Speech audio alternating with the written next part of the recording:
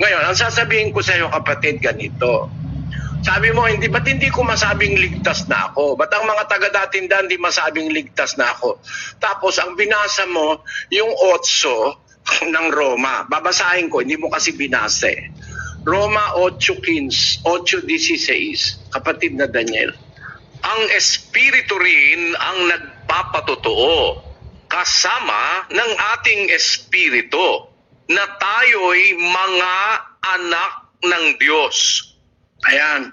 Yung pagiging anak ng Diyos, kapatid, hindi ang ibig sabihin, no, ligtas ka na agad. No? Hindi ang ibig sabihin ng pagiging anak ng Diyos, ligtas ka na agad. No? Pakita ko sa iyo ang pruweba. Siguro hindi tinuro sa iyo ng pastor mo, no? Hindi ba si Adan ay anak ng Diyos? Ibig ba sabihin, ligtas na agad si Adan dahil tinawag siyang anak ng Diyos? Ganun ba ang interpretasyon niyo sa Biblia? Ganun ba kagarapal ang interpretasyon ng Baptist? Basahin natin ang Lucas, Kapitulo 3, yung huling-huling talata dun sa lineage ng Panginoon Kristo. Umpisaan mo sa 3:23, kapatid na Daniel. 23. At si Jesus din, nang magpasimula siyang magturo, ay may gulang na 30 taon na anak, ayon sa sinasapantaha ni Jose, ni Eli, ni Matat, ni Levi, ni Melki, ni Hane, ni Jose. Ayan. Pagkatapos, lumundag tayo, mahaba kasi, na anak ni Enos, ni Seth, ni Adam ng Diyos. Di ba si Adam anak ng Diyos? Ano nangyari kay Adam? Ligtas na. Matindi kayo. Hindi ko mo anak ng Diyos, ligtas na. Iba yung ligtas kaysa sa anak ng Diyos. Merong anak ng Diyos, umaalis sa pagiging anak ng Diyos. Alam nyo ba yon, mga Baptist, mga ministro ng Baptist? Noong ginagawa ang sanlibutan, merong mga nag-aawit ang anak ng Diyos. 34:8 ni Job. Pakinggan nyo. 38:4 ni Job. Kapatid na Daniel. Saan ka nandoon nang ilagay ko ang mga patibayan ng lupa? Ipahayag mo kung mayroon kang unawa. Sinong naglagay ng mga sukat niyaon kung iyong nalalaman? O sinong nag-unat ng panukat diyan? Sa ano nalagay ang kaniyang mga patibayan? O sinong naglagay ng batong panulok niyaon? Nang magsiawit na magkakasama ang mga bituin pang umaga, at ang lahat ng mga anak na lalaki ng Diyos ay naghihiyawan sa kagalakan. Ayan, nung palang ginagawa ang mundo, meron palang mga anak ng Diyos noon, sons of God, na tuwan-tuwa, nilalikha ng Diyos ang mundo, wala pang tao noon. Itong mga anak ng Diyos na ito na sinasabi ni Job ay mga anghel. Tinatawag na mga bituing pang-umaga. Ang sabi dun sa English, basahin natin na sa English yan. When the morning stars sang together, and all the sons of God shouted for joy. Mga anak ng Diyos itong mga anghel ano nangyari? Ligtas na? Ligtas na dahil anak ng Diyos. Mali ka dyan, kapatid. Diyan mo ba papatunayan na ang kapatid mo, mahal mo? Nagsasalita ka lang hindi mo naiintindihan Kung talagang mahal mo ang kaluluwa ng kapatid mo, magsuri ka muna. Hindi ko mo, may nabasa ka na, dahil tinanggap mo espiritu, anak ka na ng Diyos, kung lumayas sa'yo, alam mo ba na pwedeng lumayas ang Espiritu Santo ng Diyos? Ligtas ka na, sabi mo. 51 Gs ng awit. Pakinggan niyo mga kapatid. Likhaan mo ako ng isang malinis na puso, O Diyos, at magbago ka ng isang matuwid na espiritu sa loob ko. Huwag mong akong paalisin sa iyong harapan, at huwag mong bawiin ang iyong banal na espiritu Espiritu sa akin. Tama, binabawi yan, hoy. Para sabihin mo, meron ako espiritu, ligtas na ako. Kagaguhan yan. Katarantaduhang walang katulad sa Biblia yan kung nakakaintindi ng Biblia ang makakausap mo. Hindi ko mo may espiritu ka, tarantado ka naman, ayaw mong gumawa ng mabuti. Abay, anak ka pa rin ng Diyos, ligtas ka pa rin, ayaw mong gumawa ng mabuti. Tapos sasabihin mo, dinadagdagan ko ang ebanghelyo. Yung paggawa ng mabuti, hindi ko dinagdag, nasa ebanghelyo yon. Inalis lang mga baptist. Ayan ang dapat, tawagin mo yung pinakamataas sa inyo. Ayoko kita, kung hindi ka ministro, ayoko kitang kadiskusyon. Ang hamon mo kasi diskusyon eh. Sabi mo, hinahamon ka ng mga kapatid mo. Nung sabihin mo, kung ano sabi mo, I quote, Kuya, kung mahal mo kami, patunayan mo sa harapan ni Brother Eli na tama yung iglesia mo, aanib kami sa'yo. Maganda yan.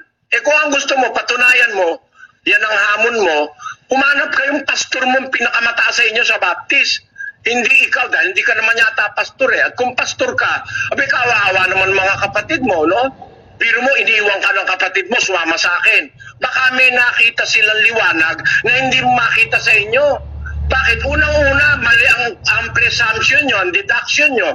Pagka pala anak ng Diyos, ligtas na. Hindi totoo yan. Maging sa mga anghel, na mga unang tinawag na mga anak ng Diyos, may mga nagkasalat na pahamak. Ibinulid sa kalaliman. No? Naging mga demonyo. Tapos sabi mo, kung anak ng Diyos, ligtas na. Mali yan, kapatid. Wala kang batayan dyan. Ang Diyos pwede niyang bawiin ang kanyang espiritu. Pag nagsalaula ka, kagaya nung miyembro sa Korinto, ligtas ba yun? 5:1 hanggang 3, kapatid na Daniel, ng unang Korinto. Sa kasalukuyay nababalita na sa inyo'y may pakikiapid.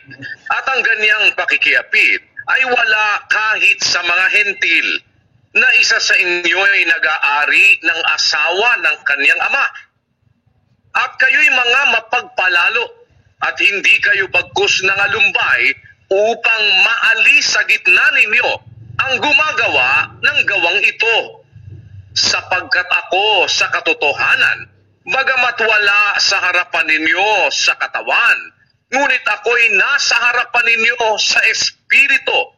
Akin ngang hinatulan na ang gumawa ng bagay na ito na tulad sa ako'y nahaharap sa pangalan ng ating Panginoong Hesus nang nangagkakatipon kayo at ang aking espiritu na taglay ang kapangyarihan ng ating Panginoong Hesus upang ang ganyan ay ibigay kay Satanas. Nakita mo? Di ba miyembro ng iglesia yan? Pero gumagawa ng masama, ayaw mo gawin yung mabuti. Ang ganyan, ibigay kay Satanas sa ikawawasak ng kanyang laman upang ang espiritu ay maligtas. Kaya yung espiritong ibinibigay ng Diyos sa bautismo, inaanis yun. Pagka ititiwalag ka sa iglesyang totoo, may tiwalag sa inyo yata, walang tiwalag eh. Kahit ano gawin nyo, ligtas na kayo eh.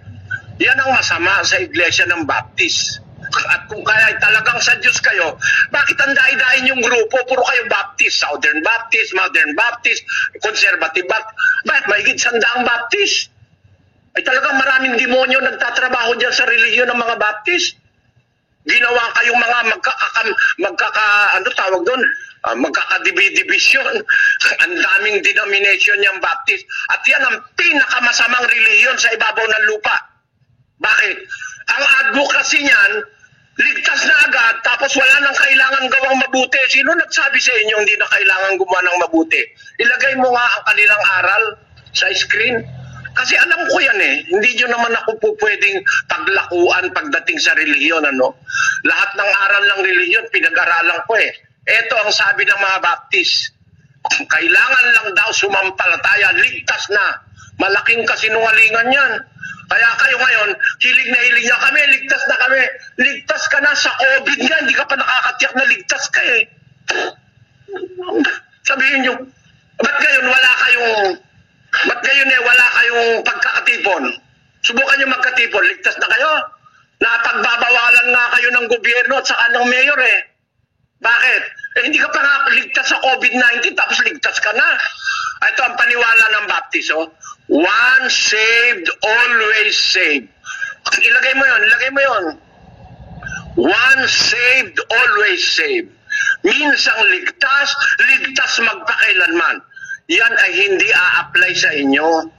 Kasi yan uma-apply sa sumusunod hanggang kamatayan.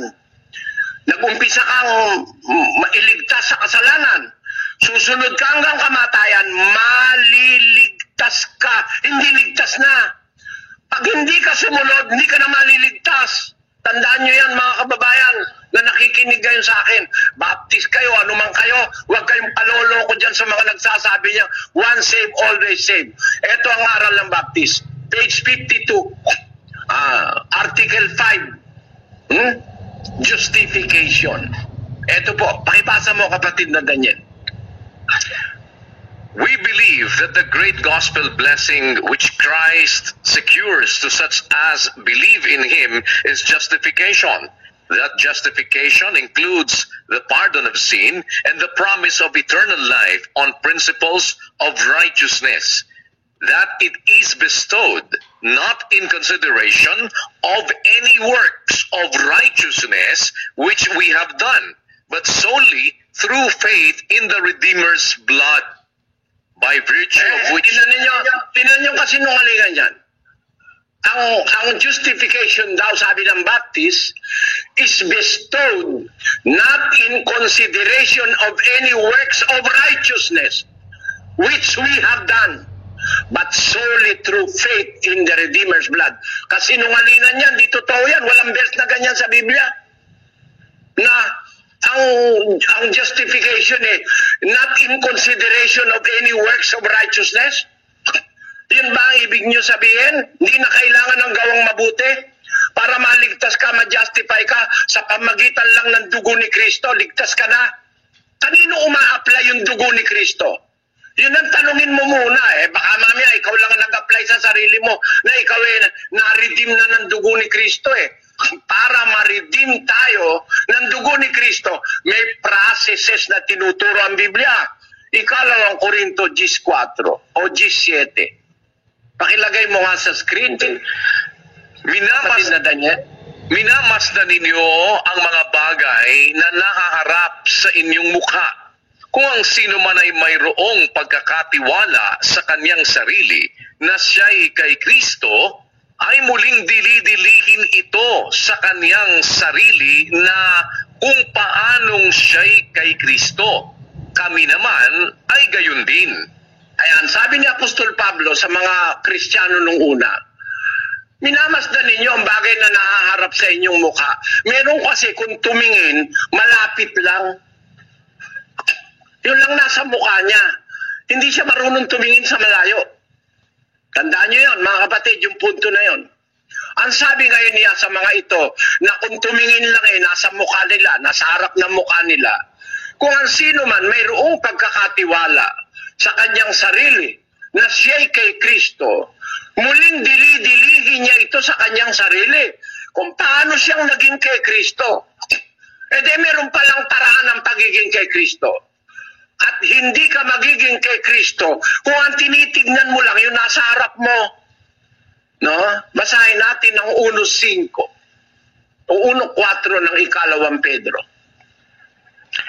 Na dahil dito ay ipinagkaloob niya sa atin ang kanyang mahahalaga at napakadakilang pangako. Hindi anak, ikalawang Pedro 1:5. Doon natin umpisahan, hahabang masyado.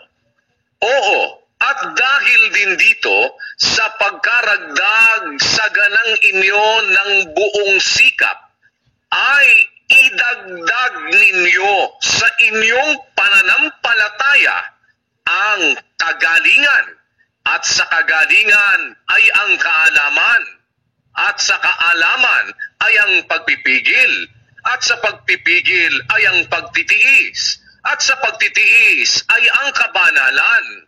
At nakikita mo ba ito, kapatid, na Baptist? Ang sabi ni Apostol Pedro, sa pagkaragdag sa ganang inyo ng buong sikap, idagdag nyo sa inyong pananampalataya. Add Sabi mo ngayon, faith alone can save.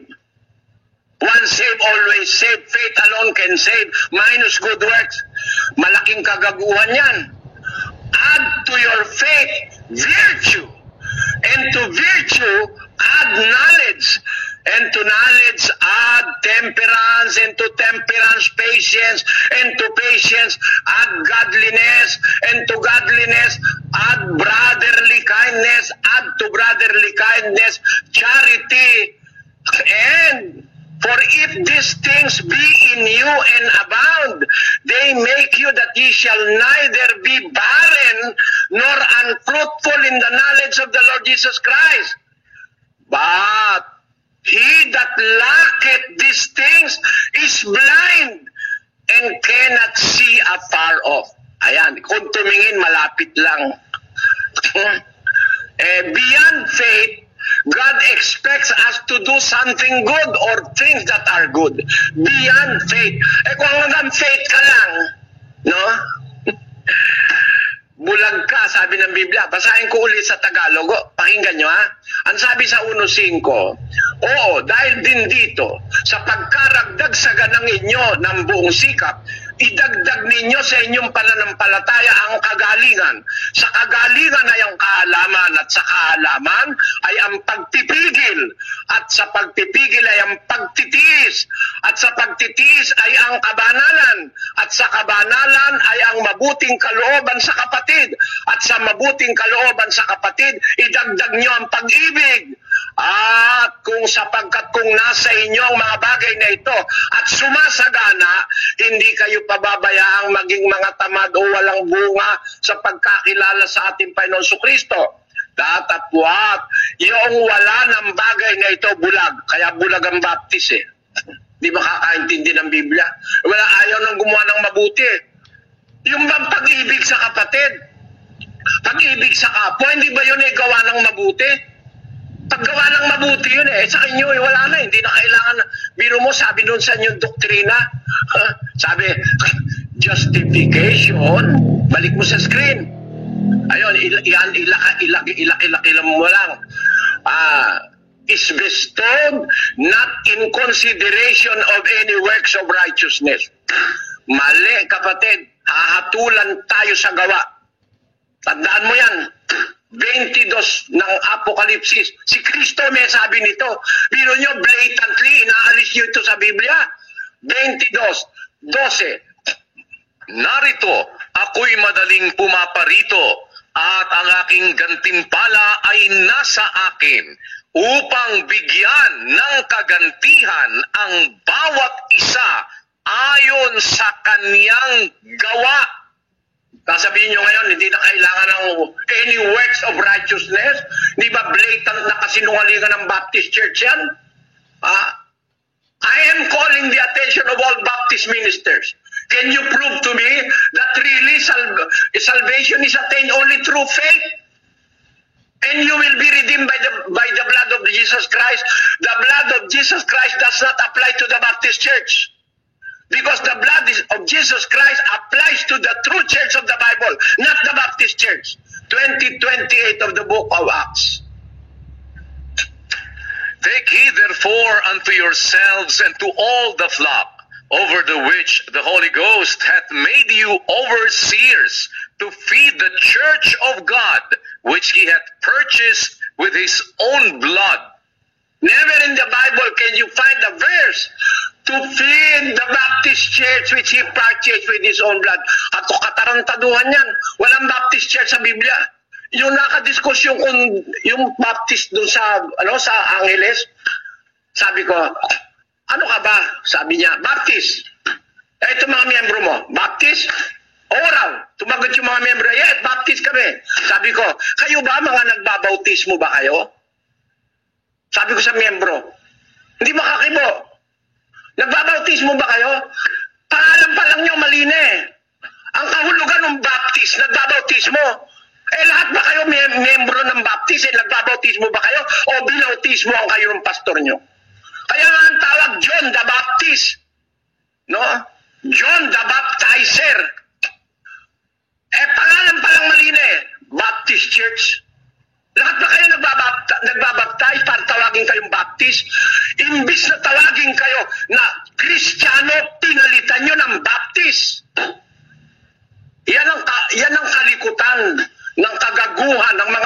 pastor na nag-imbento niyang pananampalatayang Baptist Church na yan. May tawag naman eh. Hindi naman ang tawag eh, Mormons eh. Atarantaduhan. Saksi kami ni Jehovah. Kagaguhan. Ang pinantatawag sa sumusunod kay Kristo, Kristiyano.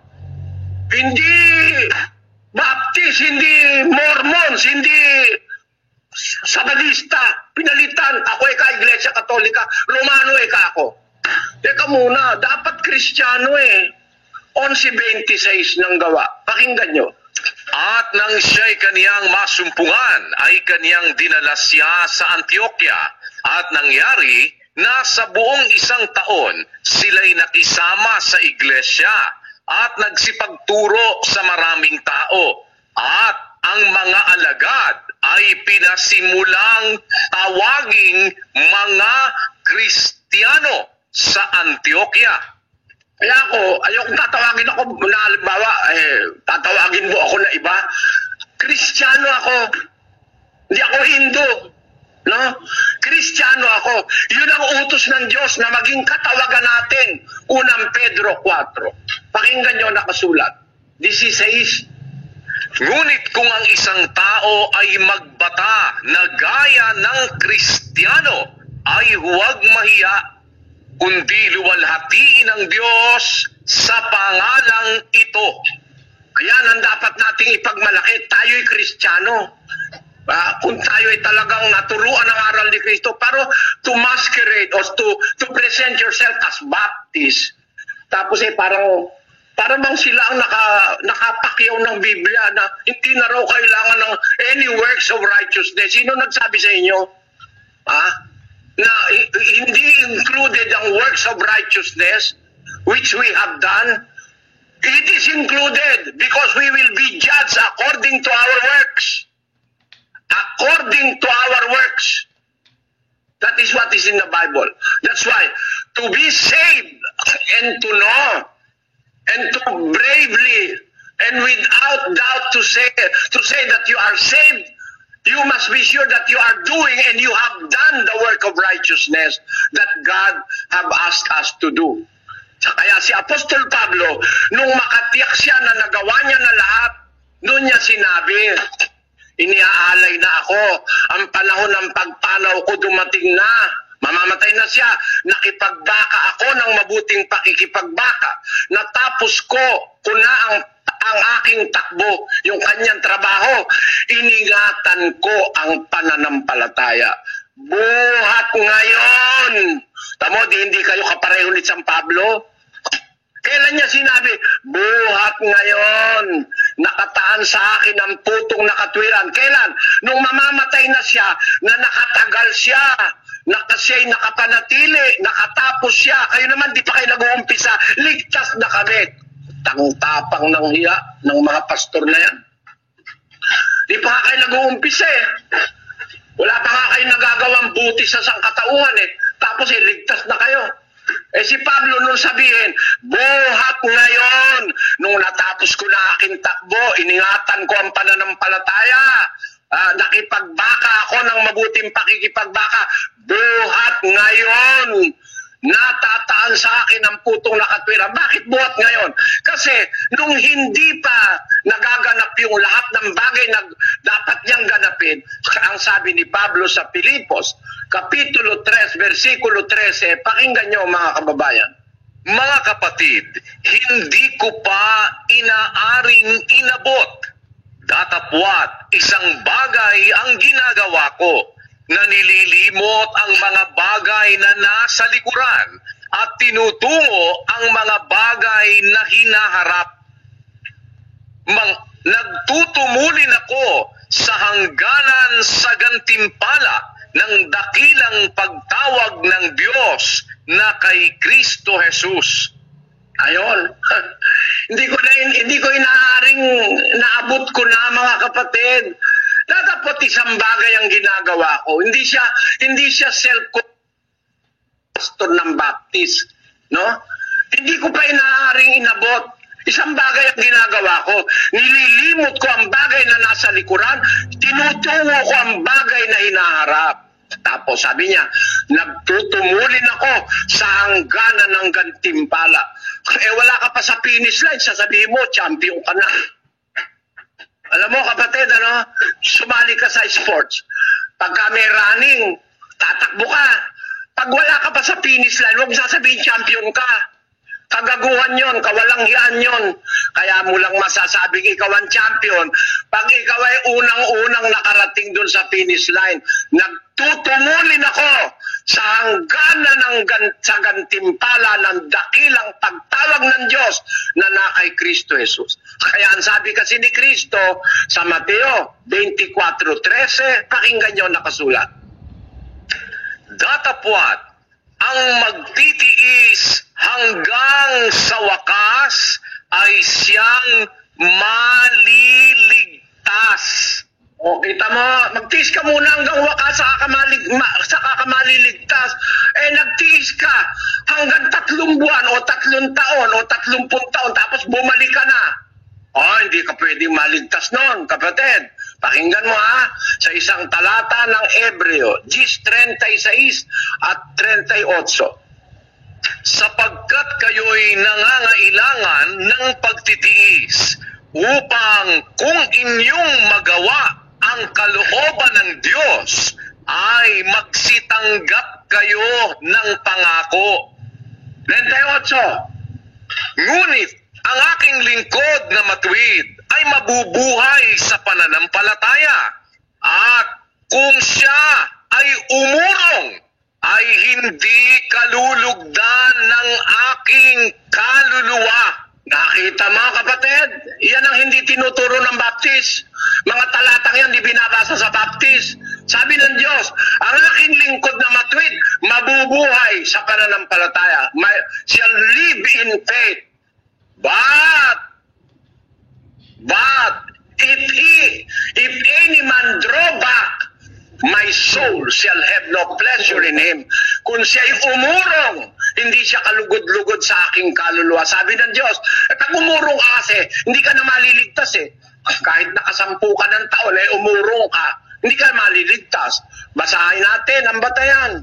Nakasulat sa Biblia O basahin natin ang extra pa. Sa Ezekiel, Kapitulo 3, at ang bersikulo ay 19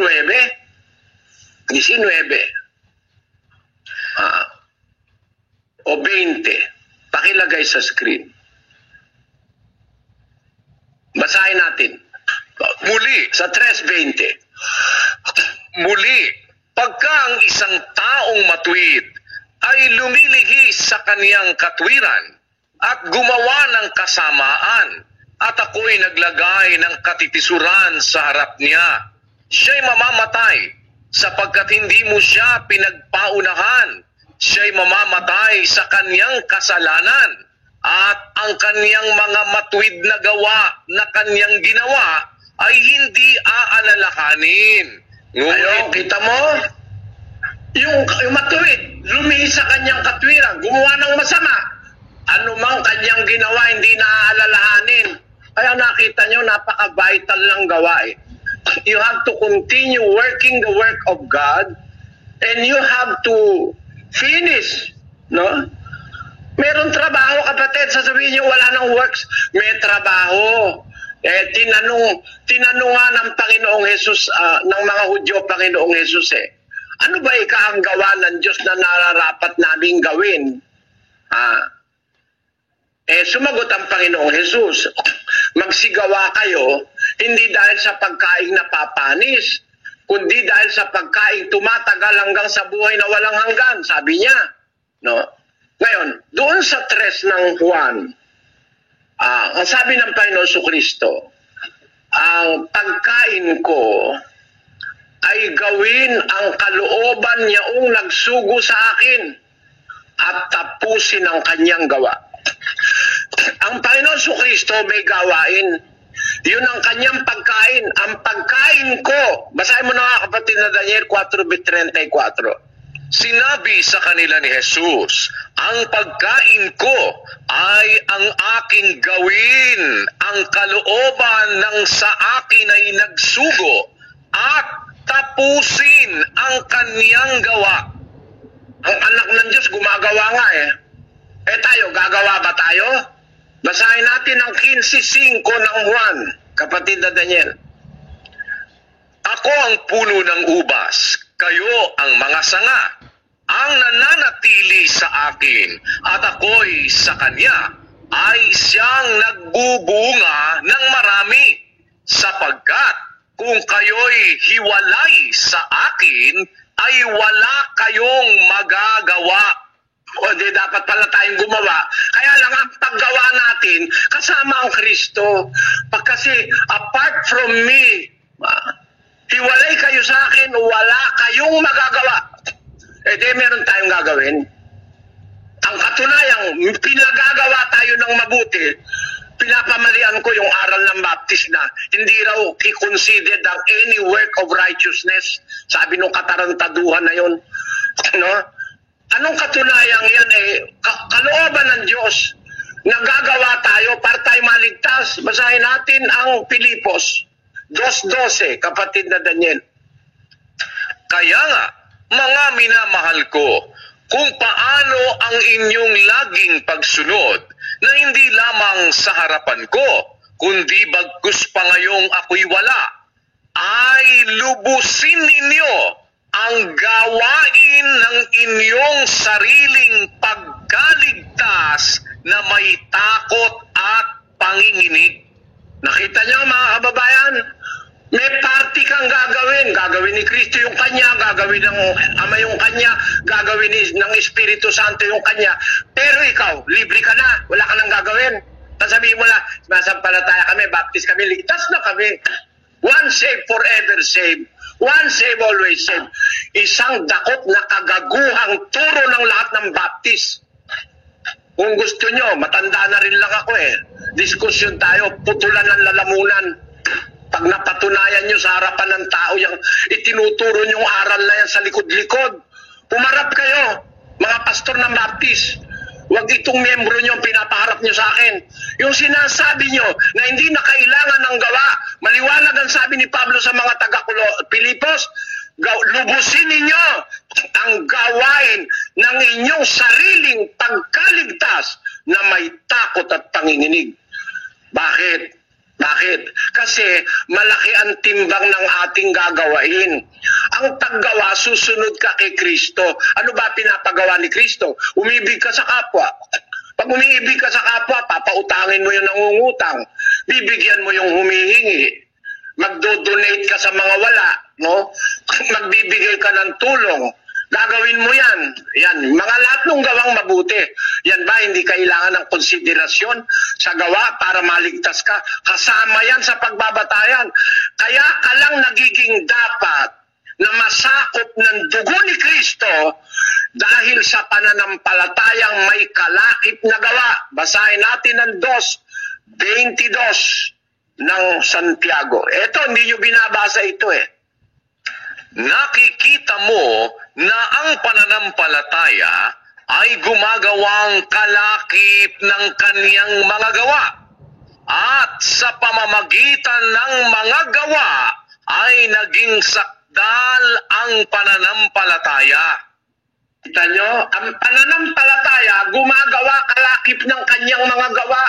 Alam nyo mga kapatid, yung pananampalatayan totoo, na masasakop ka ng redeeming power of the blood of Christ, is a faith that works, a faith that operates in good works. Hindi basta faith lang, dal-dalan, sumampalataya kay Kristo, iligtas na ako. Hindi yun, hindi yun. Nakikita mo ang pananampalataya, sabi ni Santiago, gumagawa kalakip ng kanyang mga, automatically may gawa na kasama ang talagang pananampalataya. Pag sinabi yung pananampalataya, totoong pananampalataya, may automatic na kasamang gawa yon. Sa pamamagitan ng gawa, naging sakdal ang pananampalataya. 26, pakinggan nyo.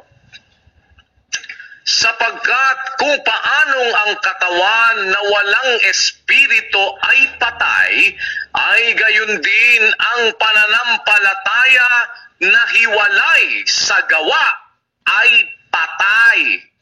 Patay ang pananampalataya ng mga Baptist, walang gawa kasi. Iniasa na lahat kay Kristo. Nagbakasyon na mga pastor. Humingi na lang ng humingi ng ikapo at ng abuloy.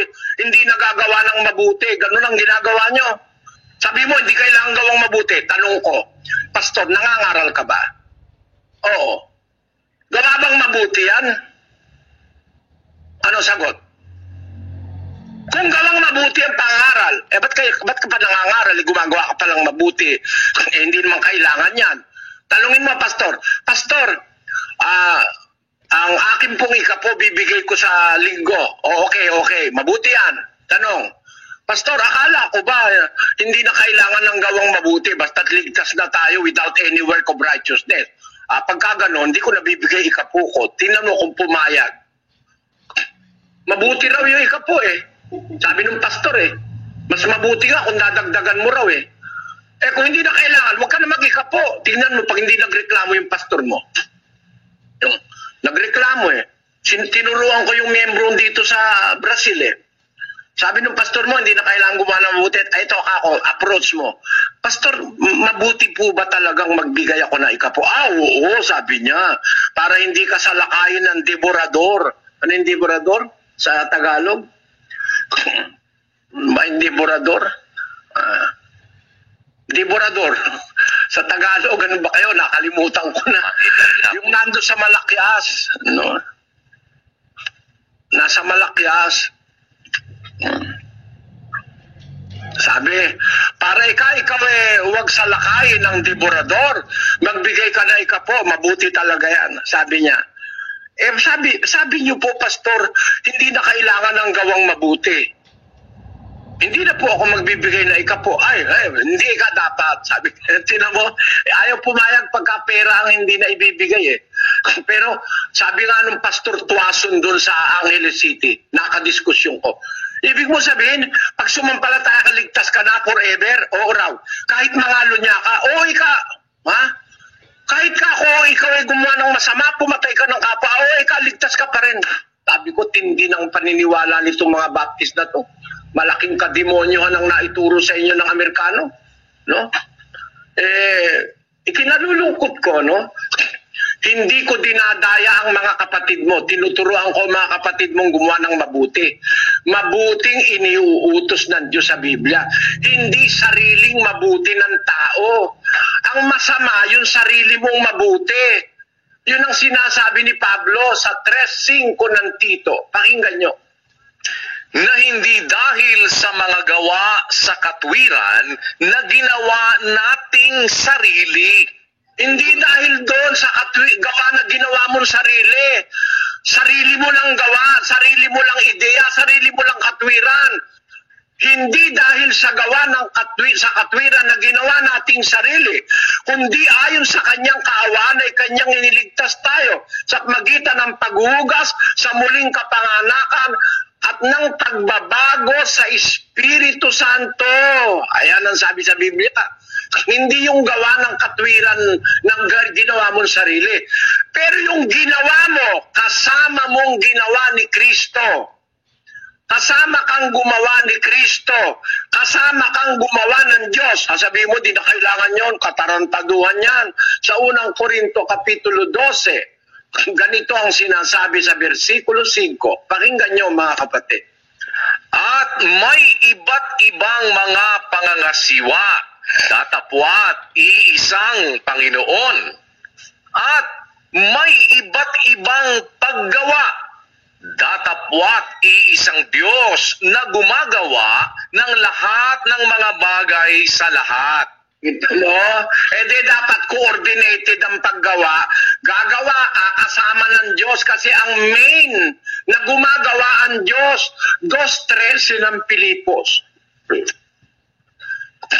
Sapagkat Diyos ang gumagawa sa inyo maging sa pagnanasa at sa paggawa ayon sa kanyang mabuting kalooban. Ayan, Diyos ang gumagawa sa inyo maging sa pagnanasa at sa paggawain sa kanyang mabuting kalooban. Pag ang gawa, ginawa mo kasama ng Diyos, ginawa mo kasama ni Kristo, sabihin mo, hindi kailangan yon. Kalokohan. Kaya nga tayo maliligtas, gumawa ang mga apostol eh. Ikaw man. At sabihin ni Pablo, sumampalataya na ako, ligtas na ako. Teka muna, Pablo, mangangaral ka muna bago ka maligtas. Mangangaral ka, magpipigil ka, gagawa ka ng mabuti, yun ang kondisyon ni Kristo. Hindi alam ng pastor ng Baptist yun. Kinausap ni Kristo ng personal si Pablo, sinabi sa kanya ang gagawin niya. Sumasampalataya ako. Ako si Pablo halimbawa. Ligtas na ako, Panginoon. Hindi na kailangang gumawa ng mabuti. Teka, hindi ganyan, Pablo. Susuguin kita, ha, Pablo. Sumasampalataya ka, susuguin kita. Pag sinugo kita, mangangaral ka. No? Dadalhin mo ang aking pangalan sa mga Israel, sa Hintil, sa mga hari, at sa buong sanlibutan, dadalhin mo ang pangalan ko, sabi kay Pablo. Pero, mag-iingat ka. Bakit? Pakinggan nyo. Sa unang Korinto 9:27. Ngunit hinahampas ko ang aking katawan at aking sinusupil. Baka sakaling sa anumang paraan, pagkapangaral ko sa iba, ay ako rin ay itakwil. Kita nyo? Nagpipigil si Pablo eh. Gumagawa siya ng mabuti, pinipigil niya ang kanyang sarili sa pagtuturo niya anong ginagawa ni Pablo. Basahin natin ang 4 ng unang Timoteo, kapatid na Daniel. Kapitulo 4, versikulo 16. Mag-ingat ka sa iyong sarili at sa iyong turo. Manatili ka sa mga bagay na ito, sapagkat sa paggawa nito ay ang iyo ring sarili ang ililigtas mo at pati ng mga nagsisipakinig sa iyo. Ang liwaliwanag niya, ang liwaliwanag. Sabi niya, ang ministro para ka maligtas, mag-iingat ka sa iyong sarili. Kagaya ni Pablo, hinahampas ko ka aking sarili, sinusupil niya. Mag-iingat ka sa iyong sarili. At sa iyong turo, mag-ingat ka sa turo mo, huwag kang parang Baptist. Manatili ka sa mga bagay na ito, sapagkat sa paggawa nito, may gagawin o wala? Meron. Sa paggawa nito, ang iyo ring sarili ang ililigtas mo, pati ang mga nagsisipakinig sa'yo. Pero pag hindi mo ginawa ito, pahamak ka, pati mga nakikinig sa'yo, parang Baptist, pahamak din. Kaya ang sabi ni Pablo, narinig niya ito kay Kristo eh. Hinahampas ko ang aking katawan. Sinusupil ko ang aking katawan. Baka sakali sa anumang paraan, pagkapangaral ko sa iba, ay ako rin ay itakwil. Nagtatakwil po ang Diyos, mga kababayan. Nagtatakwil ang Diyos. Lalo na pag hindi ka gumawa. Pakinggan nyo sa Apokalipsis. Kaya itong aral ng Baptist, kulang ang 6 na oras dito para ipakita ko kasinungalingan ng Baptist eh. Sabi ng Diyos sa Apokalipsis, itatakwil kita. Sabi niya. Apokalipsis, basahin muna natin ang 3:15, kapatid na Daniel. Nalalaman ko ang iyong mga gawa, na ikaw ay hindi malamig o mainit man. Ibig ko sanang ikaw ay malamig o mainit. Kaya, sapagkat ikaw ay malahininga at hindi mainit o malamig man, ay isusuka kita sa aking bibig. Itatakwil ka ng Diyos. Nalalaman ko ikaw ang iyong gawa. Sabi ng Diyos sa kanya, no? Hindi ka malamig, hindi ka rin mainit. Ibig ko sana, malamig ka o kaya mainit ka. Kasi gano'n naman talaga ang pagkain eh. Kung itutulad mo sa pagkain, ang pagtanggap ng Diyos sa tao, parang pagkain. May pagkain talaga, masarap mainit. Meron ko ba naman nakita sopas ice cold? No? Soft drinks, hindi sopas. Pag sopas, talagang mainit-init dapat yon. Wala ka naman makikita ang ice cream na masarap kainin, kumukulo. Dapat malamig talaga yun. Sabi ng Diyos, nalalaman ko yung mga gawa. Ikaw ay hindi malamig o mainit. Hindi dedicated sa kanyang paggawa. Hindi perfect yung paggawa. Ibig ko sana ikaw ay malamig o mainit man. sapagkat ikaw ay malahininga, hindi mainit o malamig man, isusuka kita sa aking bibig. Later, ang sabi niya, dyan din sa Apokalipsis, itatakwil kita. Sabi niya, doon sa isa pang talata, sa 3, sa Apokalipsis pa rin, pakilagay sa screen. 4 o 3:2 ng Apokalipsis. Magpuyat ka at pagtibayin mo ang mga bagay na natitira na malapit ng mamatay, sapagkat wala akong nasumpungang iyong mga gawang sakdal sa harapan ng aking Diyos. Ayan, ang sabi,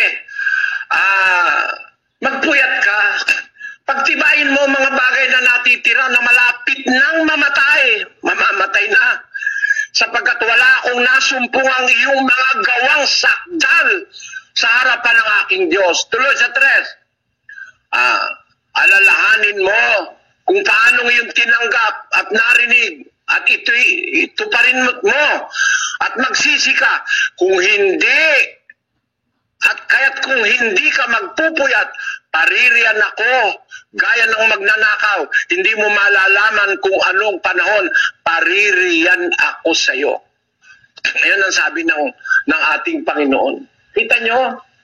Kaya alam nyo mga kababayan, yung aral ng Baptist, napakalaking pagkakamali niyan. Napakalaking pagkakamali nyo na umanib kayo dyan sa relihiyon na yan. Na ang itinuturo kakontra ng sinasabi ni Kristo. Ang sabi ni Kristo, gagawa tayo. Hindi tayo pwedeng walang gagawin. Sasampalataya ka lang, ligtas na. Kung totoo yung ba't sinasabi ni Pedro, idagdag nyo sa pananampalataya nyo ang kagalingan. Sa kagalingan, idagdag nyo ang kaalaman. Sa kaalaman, idagdag nyo ang pagpipigil. At sa pagpipigil ay pagtitiis. Pagtitiis ay ang kabanalan. At sa kabanalan ay ang mabuting kalooban sa kapatid. Ang mabuting kalooban sa kapatid ay pag-ibig. Tapos, ang wala ng bagay na ito, bulag. Tanyo, kaya kailangan may faith, tama, doon nag-uumpisa.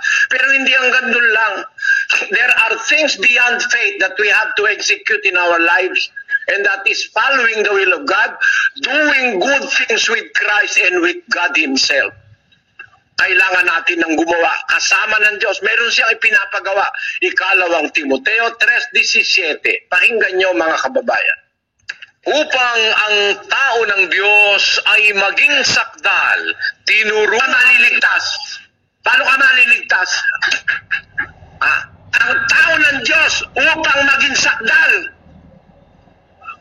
Kaya ka maliligtas kung nasakdal ka eh. Ang sanctifying na grace ay yung dugo ni Kristo.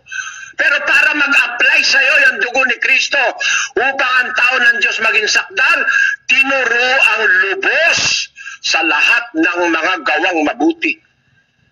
That the man of God may be perfect o complete, thoroughly furnished unto all good works. Yan ang hindi binabasa ng Baptist. Balikan natin yung doktrina nila, kapatid na Daniel, yung underline. Makikita nyo ang kasinungalingan yung doktrina na yan. That is, ang sabi doon, it is bestowed. That it is bestowed, ano kasunod? not in consideration of any works of righteousness which we have done, but solely through faith in the Redeemer's blood. Kasinungalingan. I disagree. Through faith in the Redeemer's blood, to show that you have faith in the Redeemer's blood, you have to work. You have to follow the Redeemer. Unless you follow Him, His blood do not apply to you.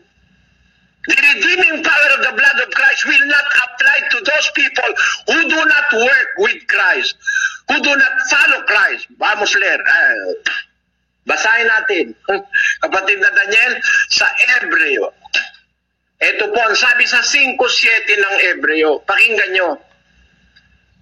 Na siya sa mga araw ng kanyang laman ay naghandog ng mga panalangin at mga daing na sumisigaw ng malakas at lumuluha doon sa may kapangyarihang makapagligtas sa kanya sa kamatayan, at siya'y dininig dahil sa kanyang banal na takot.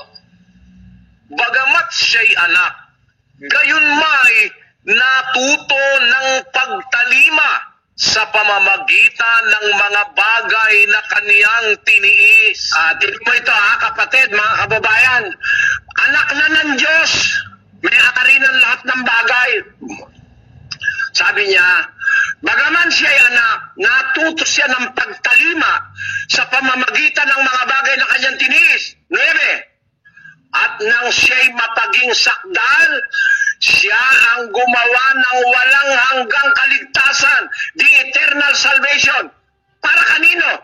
Sa lahat ng nagsisitalima sa Kanya. Kung paano si Kristo'y tumalima sa Kanyang Ama, dapat din tayong tumalima. Gawin natin ang ipinagagawa ng Panginoong Hesus. Bigyan mong nahihingi, pautangin mo ng ungutang, maawa ka sa mga dukha, sa mga ulila, mga babaeng bao, gumawa ka ng mabuti sa lahat, lalo na sa kasambahay ng pananampalataya. Sabihin mo ngayon, wala nang gagawin. Kagaguhan yan. Siya ang gumawa ng walang hanggang kaligtasan, eternal redemption unto them that obey Him. Obeying is doing what the commandments of the Lord Jesus Christ states. Kaya tayo, gagawa tayo.